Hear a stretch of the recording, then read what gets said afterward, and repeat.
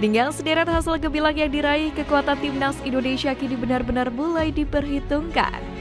Bahkan tidak hanya di kawasan regional saja, namun juga di kawasan benua Asia. Dan berkat kerja keras semua pihak, ranking FIFA Timnas Indonesia naik 28 anak tangga, yakni hanya dalam 2 tahun bersama Sintayong. Tentu ini bukan pekerjaan yang mudah bagi juru racik asal Korea Selatan tersebut.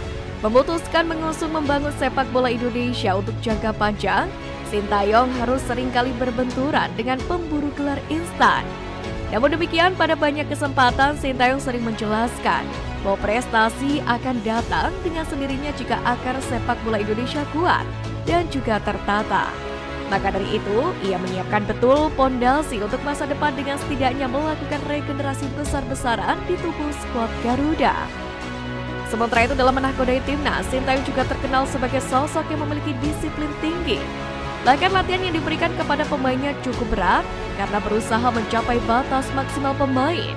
Sebab kunci perkembangan pemain timnas saat ini adalah fisik yang jauh lebih baik dari sebelumnya.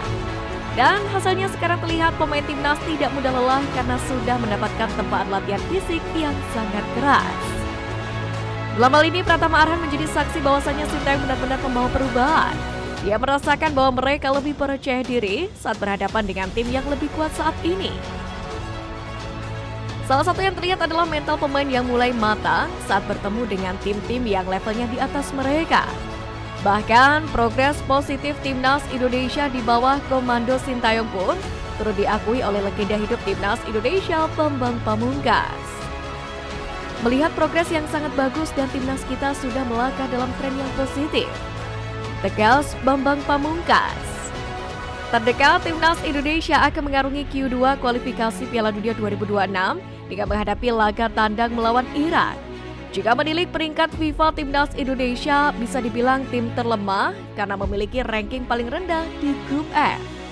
Namun demikian, media Vietnam The Talk 24/7 menyebut bisa jadi kemenangan diraih oleh Indonesia di pertemuan kali ini melawan Irak. Pasalnya, ada pelatih Sintayong yang berada di belakang skuad Garuda. Jika melihat secara head-to-head, skuad Garuda versus Singa Mesopotamia, memang timnas Indonesia bisa dibilang belum pernah menang. Hasil terbaiknya adalah meraih hasil imbang. Namun, itu dulu. Sekarang timnas Indonesia sudah berkembang.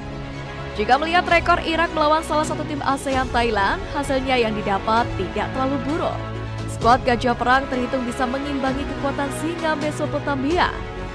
Bahkan terkini, anak buah Madampang berhasil memaksa Irak untuk melanjutkan permainan sampai dengan babak adu penalti, yakni dalam ajang Kings Cup 2023. Setelah sebelumnya anak asuh Badung Polking berhasil menahan imbang Irak 2-2. Sementara jika melihat rekor terkini antara timnas Indonesia melawan Thailand, skuad Garuda berhasil menumbangkan skuad Gajah Perang di 2 ajang yang berbeda. Di antaranya adalah di final SEA Games 2023, kemudian selanjutnya adalah saat Garuda Muda memastikan diri lolos ke final Piala AFF U23 2023. Di mana kala itu, timnas Indonesia bahkan menang di hadapan pendukung skuad Gajah Perang dengan skor besar 3-1. Apalagi ditambah saat ini timnas Indonesia dalam tren yang sangat positif. Melenggang dengan agregat 12 gol, tentu bukan kemustahilan bagi timnas Indonesia memberikan perlawanan sengit pada Irak, bahkan mengalahkannya.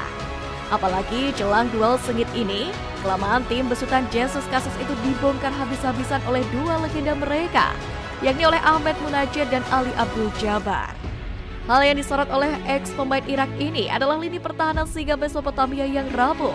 Bahkan mereka menyebut lini belakang adalah masalah abadi mereka. Bahkan menurut Abdul, Kasas sejauh ini sudah mencoba sebanyak 15 pemain berposisi back. Namun tak ada satupun dari pemain-pemain tersebut yang tampil memuaskan. Hal ini sampai membuat Abdul memberikan ultimatum kepada sang pelatih.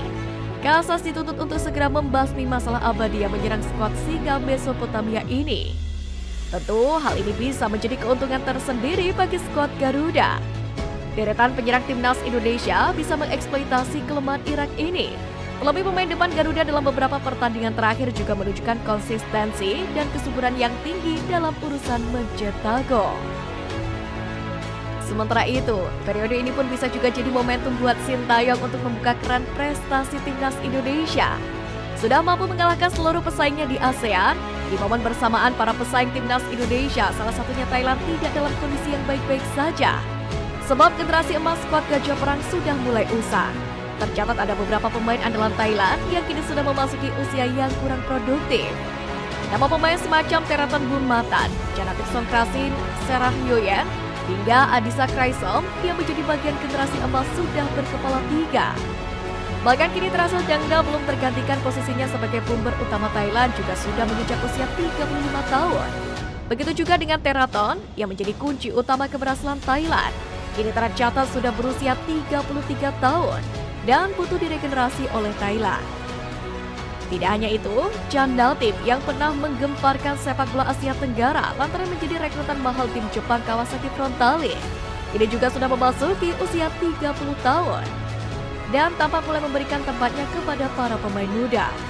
Nama-nama lain seperti Sarah Hyoyen sudah memasuki 31 tahun, Adisa Kraisom 32 tahun, dan juga Kawin Tasaconan yang sudah memasuki usia 33 tahun.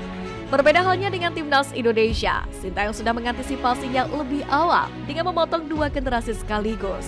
Dan hanya menyisakan beberapa pemain senior yang hampir atau di atas kepala tiga. Bahkan kekuatan baru dari pemain naturalisasi pun sang juru racik juga memilih pemain-pemain yang masih berusia muda. Di tengah usangnya skuad generasi emas timnas Thailand, hal itu jelas menguntungkan bagi timnas Indonesia. Di mana skuad Garuda yang dilatih Sintayong perlu menjadikan momen ini sebagai pijakan untuk membuka keran prestasinya. Ditambah lagi Vietnam yang menjadi lawan berat timnas Indonesia juga tengah dalam masa transisi. Maka jika mampu memanfaatkan kekuatan yang ada, bukan hal yang mustahil bagi Sintayong untuk membawa timnas Indonesia merajai kawasan Asia Tenggara.